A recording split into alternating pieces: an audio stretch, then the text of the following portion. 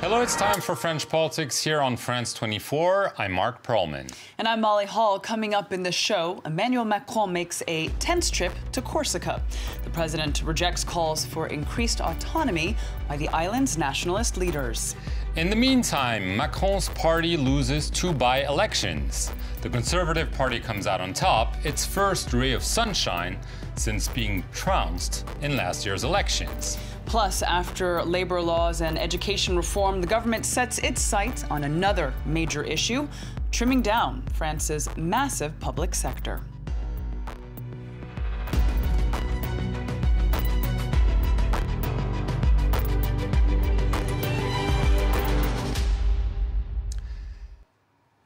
Emmanuel Macron's first trip to Corsica as president was heralded as a perilous one, and so it proved to be. Nationalists and autonomists now lead the local government of the Mediterranean island.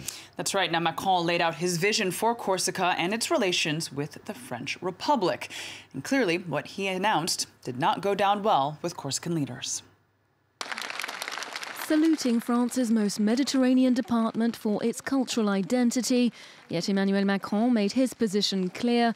Corsica's place remains at the heart of the French Republic and not as a more autonomous entity. The French president did say, however, he'd conceded on one point, that the recognition of Corsica's status should be legally enshrined in France's constitution. I solemnly announce that I am in favour of Corsica being mentioned in the Constitution, and a bill allowing for this will be submitted to Parliament in the spring. Wednesday's speech overlooked many of the demands of the island's nationalist groups, including the recognition of the Corsican language for official purposes. Nor would Macron grant an amnesty for those jailed for pro-independence violence.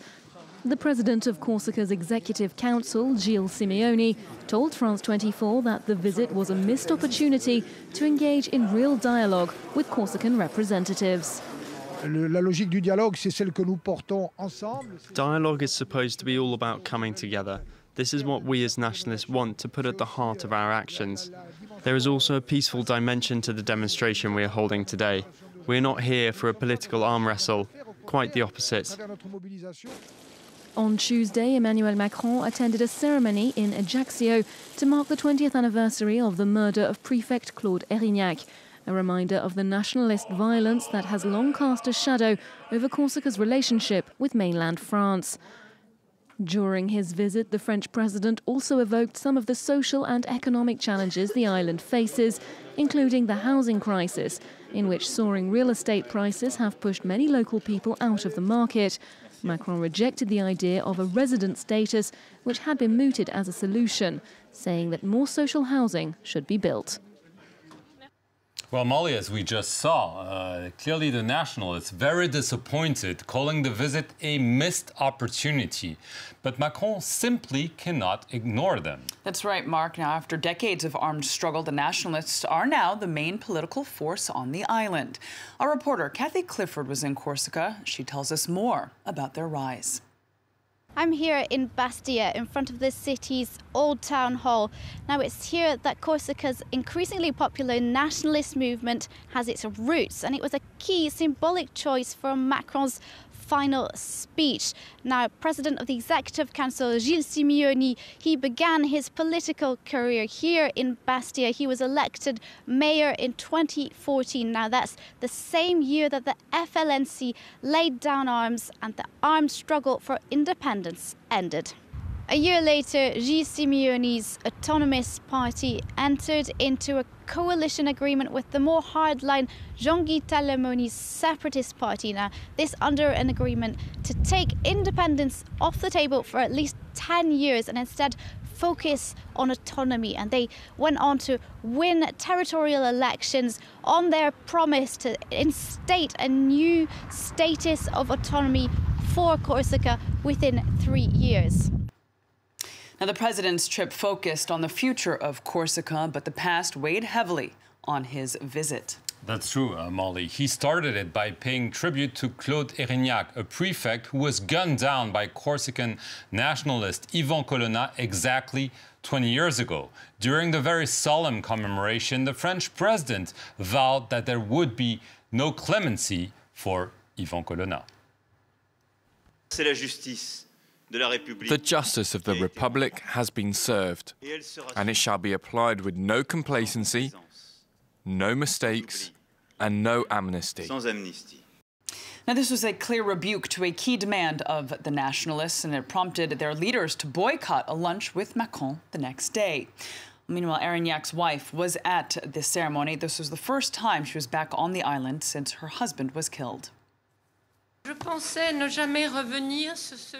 I thought I would never return to this wretched place.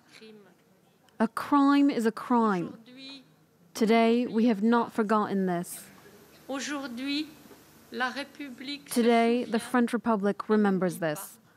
Above all, I hope that the French Republic will prevail in Corsica.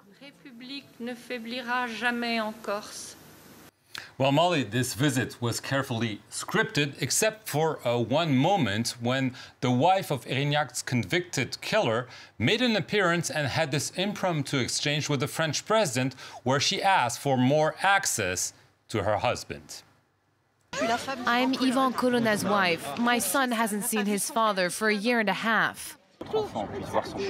That your child can see his father. That people who are detained in our country can see their family. That's one of the things we will ensure. I hope.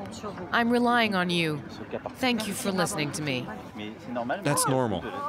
You look me in the eye, and I'm not lying. I won't tell you something different from what I've said earlier. Each person in the Republic should be treated in a humane way. Absolutely. And fairly also. And equally, and that's also the justice of the Republic.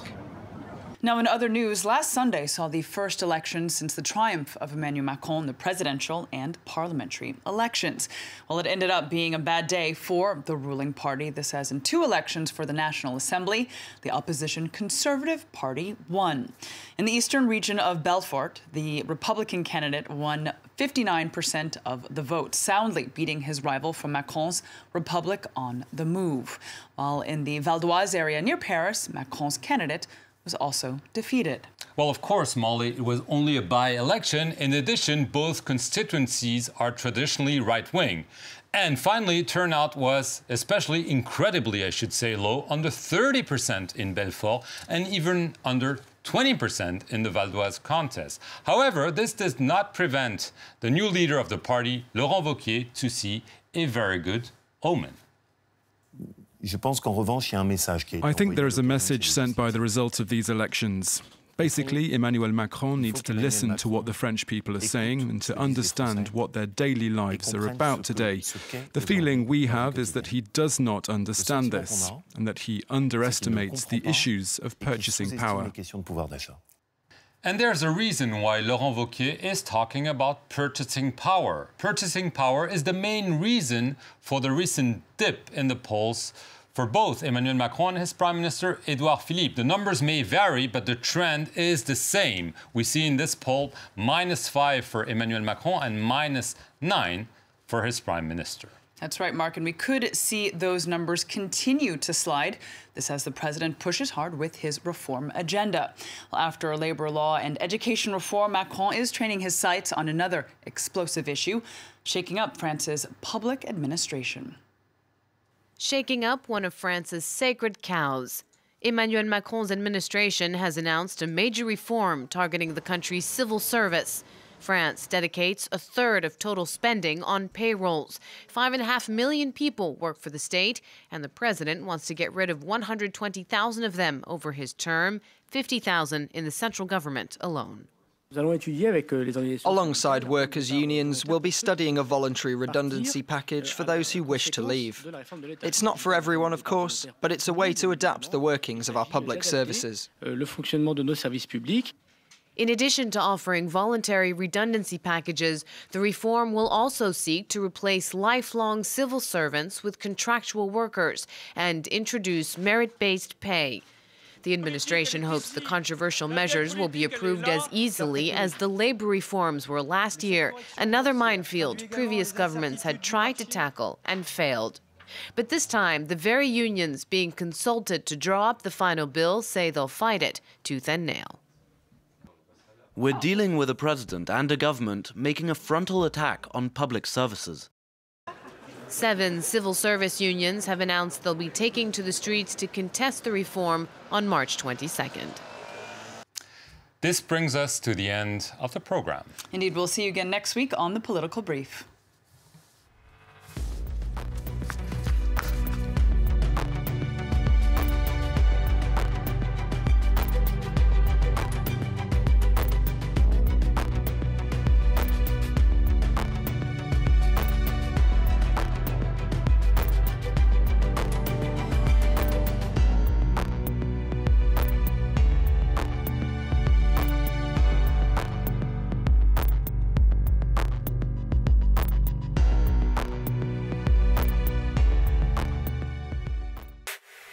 France 24, c'est l'info mondiale, partout, toujours à portée de clic. We look at how technology is shaping the future, and we show you the latest gadgets you can soon get your hands on. نقدم لكم الاقتصاد بطريقة مختلفة، نبسط المفاهيم والمصطلحات كي تكتمل الصورة لديكم. At France 24, we love a good argument. La différence sur France 24, c'est l'idée du reportage. Nos grands reportages, vous ne les verrez nulle part ailleurs.